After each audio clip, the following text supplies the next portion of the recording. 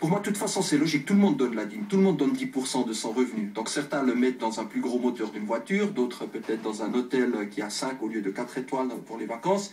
D'autres encore vont accumuler un sentiment de sécurité en le mettant à la banque.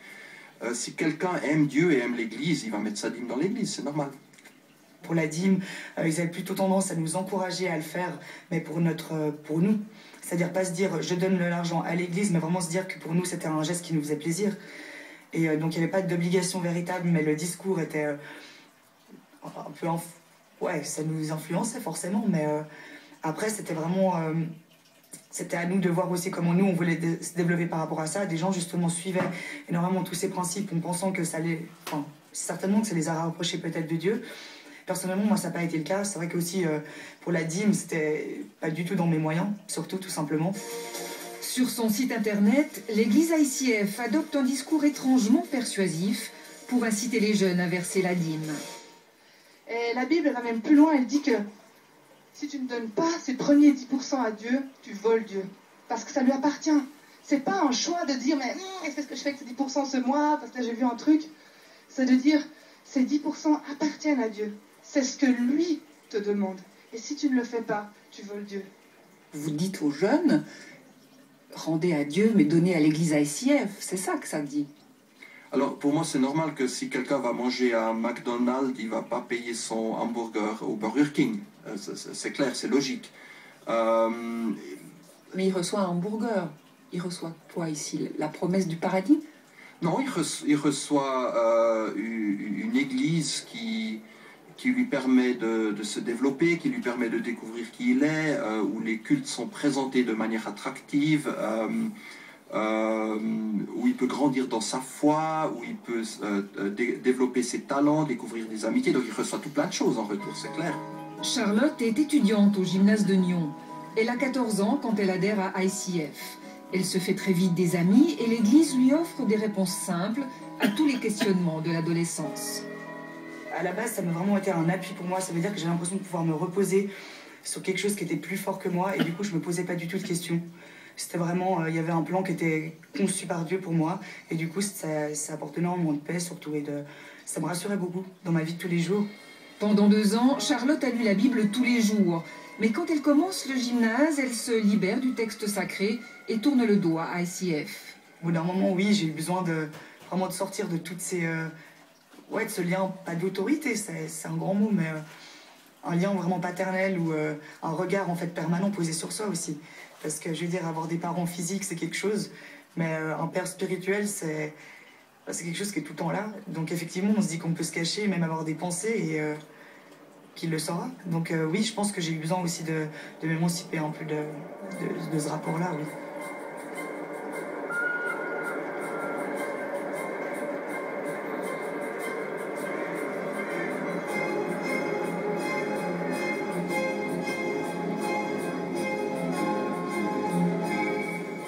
Nous quittons ICF, ces cultes rock, ces pasteurs branchés, pour se plonger au cœur de la foi évangélique.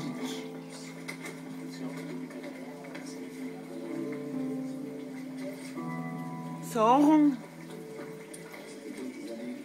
se connaît quand on va cheminer. C'est une joie de te baptiser au nom du Seigneur Jésus-Christ.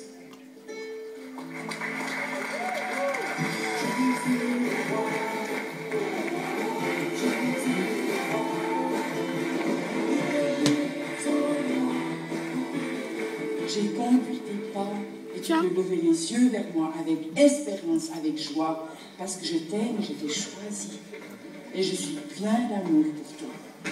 Ma lumière se lève sur toi.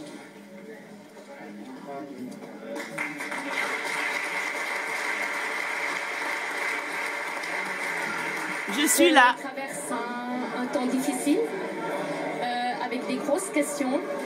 Et là, de savoir que Dieu est ma lumière, eh bien, c'est juste ce que j'avais besoin d'entendre pour pouvoir continuer la route. À Oron, près de Lausanne, les journées spéciales baptême ont un succès fou. On vient y voir les nouveaux convertis. Dans cette religion, on n'est pas évangélique de naissance, on le devient par choix. En plongeant dans l'eau, le baptisé proclame aux yeux de tous qu'il a décidé de se convertir à la foi évangélique. On les surnomme les born again, les nés à nouveau. Chaque année, une trentaine de fidèles passent par ce rituel initiatique à Oron.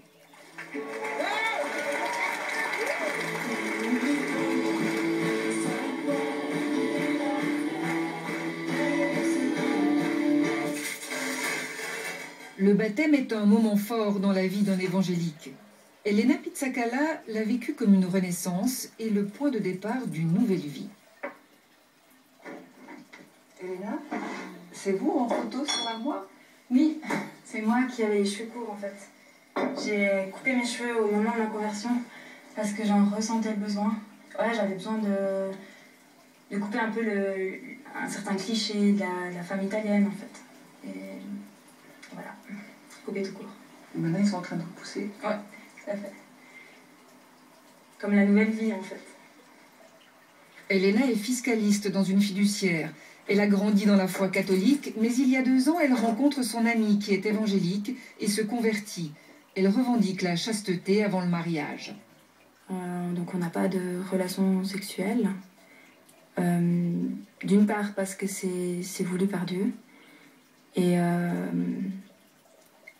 aussi, étant donné que je désire accomplir sa volonté, j'en ai pas. Dieu prend la première place dans ma vie. Amen. Parce que